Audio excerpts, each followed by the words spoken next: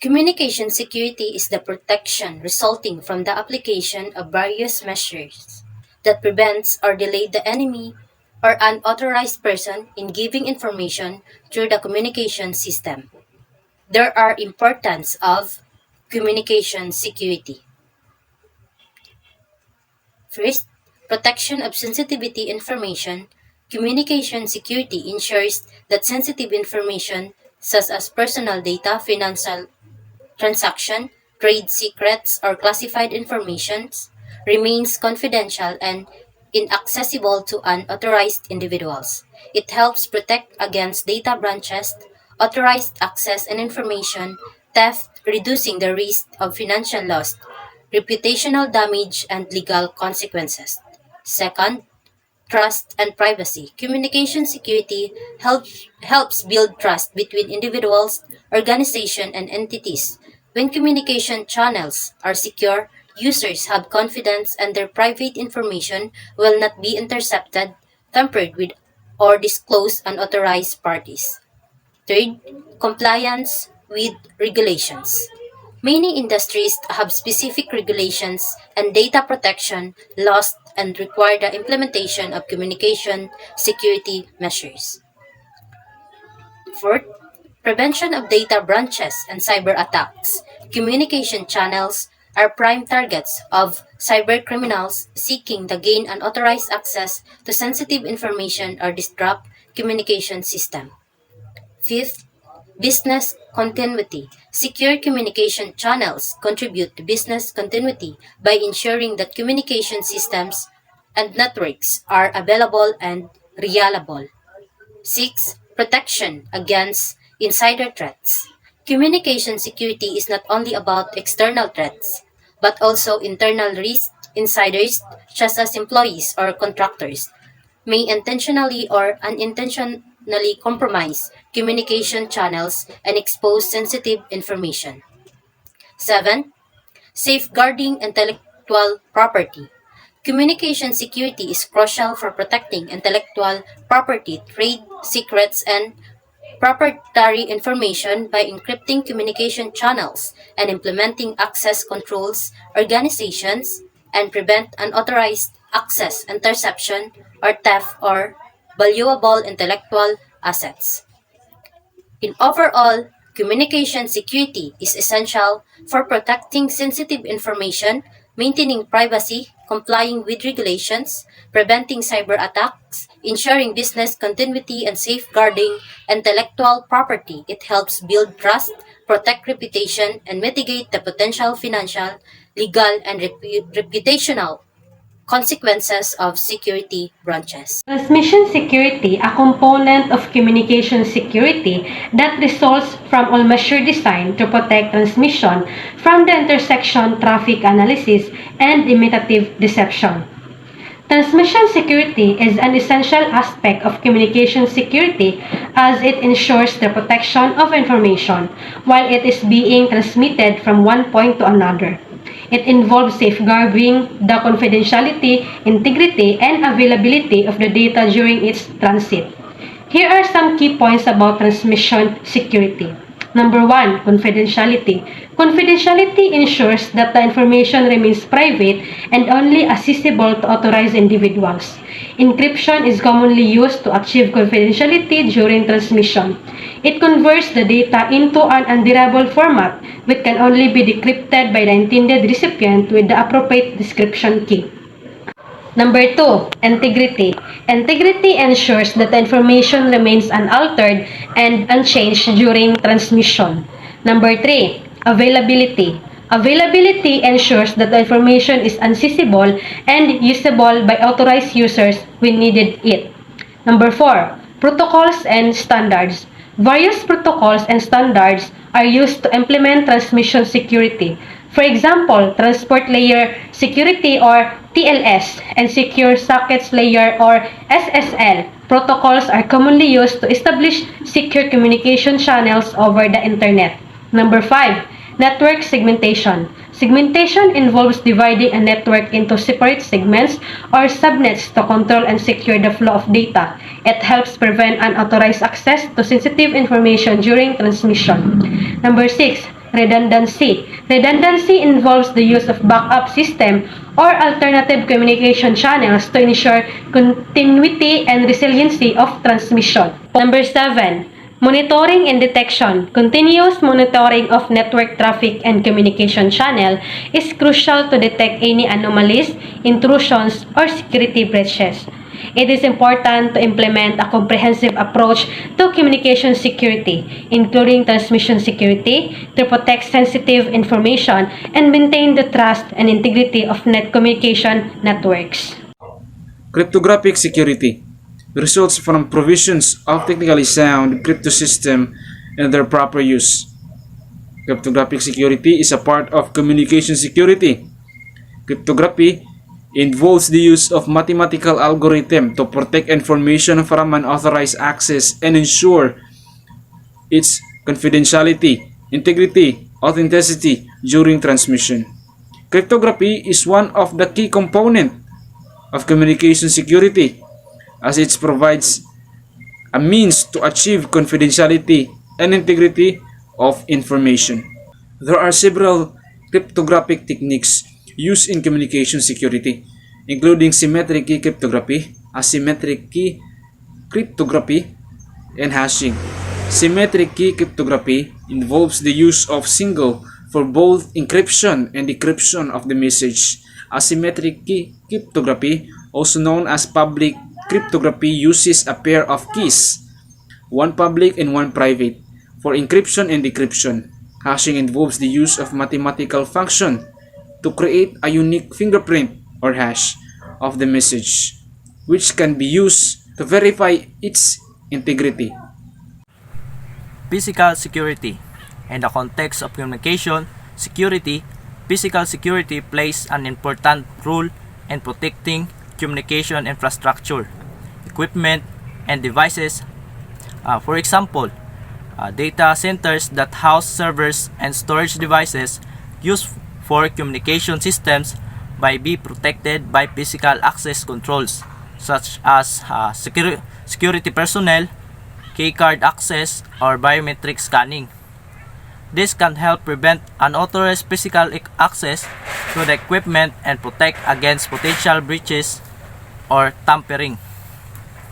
Physical security measures can help protect against physical attacks or theft of communication devices such as smartphones, laptop, or USB drives which may contain sensitive information.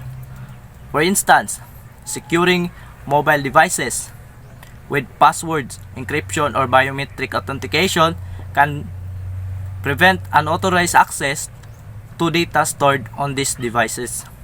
Additionally, providing secure storage for these devices when not in use can reduce the risk of theft or loss. Physical security is an important aspect of overall security and can complement and support communication security measures by protecting physical assets and resources. Physical security can help ensure the overall integrity, confidentiality, and availability of communication systems and the information they transmit. Communication security is the protection resulting from the application of various measures that prevents or delay the enemy or unauthorized person in giving information through the communication system.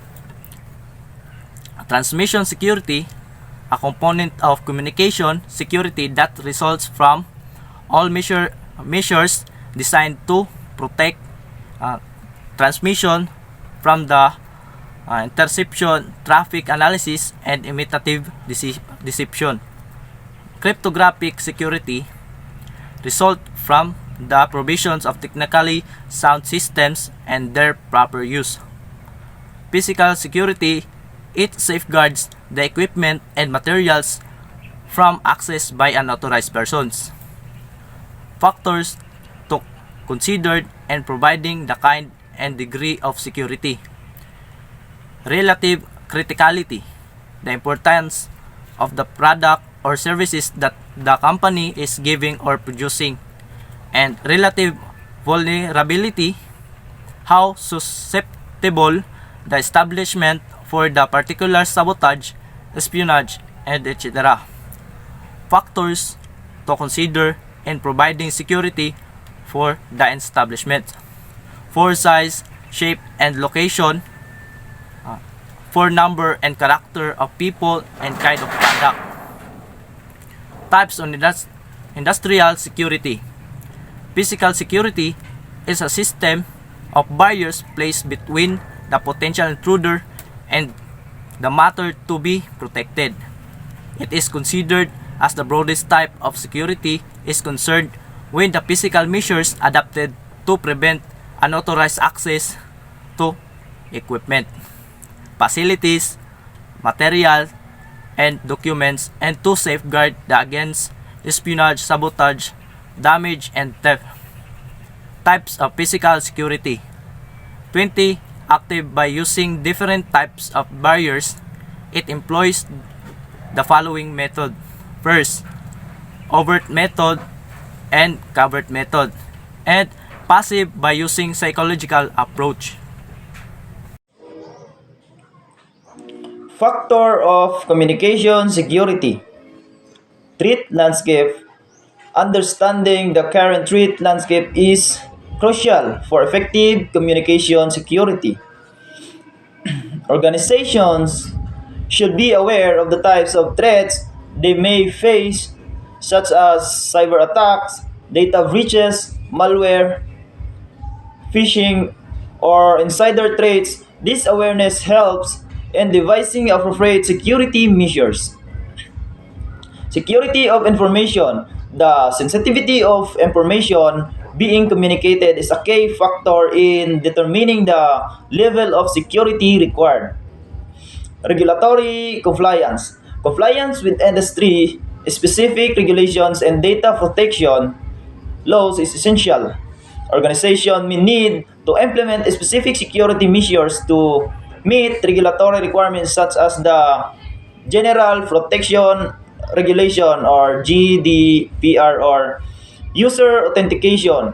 Proper user authentication plays a vital role in communication security. Strong password policies, multi-factor authentication or MFE, and biometric authentication can help ensure that only an authorized person or individuals can access communication channels. Data encryption. Encryption is a critical factor in ensuring the confidentiality of communication, the type of encryption used, and the strength of encryption algorithms must be carefully considered to protect data and transit and address. Network security. The security of the underlying network infrastructure is crucial. Implementing firewalls, intrusion detection and prevention system, and regulation network monitoring helps to protect against unauthorized access and potential threats. User awareness and training. Human error is a common cause of security breaches. Providing training and awareness programs to educate user and about best practices such as identifying phishing attempts, using secure communication channels, and handling sensitive information can significantly enhance communication security. Incident response and recovery. Having an incident response plan in place is important to effectively respond to and mitigate security incidents. Vendor and third-party security. If communication channels involve vendors or third-party service, their security practices and protocols should be assessed. By considering these factors, organizations can identify the vulnerabilities and risks associated with their communication channels and implement appropriate security measures to protect against potential threats. Requirements for communication security. To ensure effective communication security, it is important to establish certain requirements. These requirements help define the necessary measures and control to protect communication, channels, and data being transmitted. Here are some common requirements for communication security. First, Confidentiality. The requirements for confidentiality ensures that communication remains private and that only authorized individuals can access and understand the information being transmitted. Second, integrity. Communication integrity ensures that the information remains unchanged and unaltered during transmission. Third, availability. Communication availability ensures that the channels and system used for communication are accessible and reliable when needed. Measures such as redundancy, backups, disasters, recovery plans, and network monitoring help ensure the availability of communication channels and protect against disruptions or outage. Fourth, authentication. Authentication ensures that individuals or entities accessing the communication channels are who they claim to be. Fifth, authorization.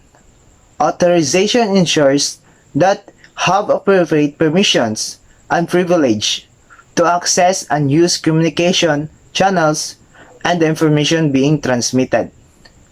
Sixth, non-repudiation. Non-repudiation ensures that the parties involved in communication cannot deny their involvement or the authenticity of the transmitted information. Measures such as digital signatures, audit, trails, and transaction logs to help provide evidence of communication and prevent parties from denying their actions. 7. Compliance. Compliance requirements ensure that communication security measures meet industry-specific regulations, standard and data protection laws. 8. Incident response. Having an incident response plan is in place crucial to effective respond to mitigate security incidents. The plan should be outline steps to detect, analyze, contain, indicate, and recover from security incidents, ensuring a timely and effective response. And last, regular assessment and audits. Regular security assessment, penetration, testing, and audits help identify vulnerabilities and weaknesses in communication security measures. They ensure the security controls are up to date, effective, and aligned with evolving threats and technologies. By defining and implementing these requirements, organization can establish a robust communication security framework to protect sensitive information, maintain the trust and stakeholders, and mitigate the risks associated with communication channels.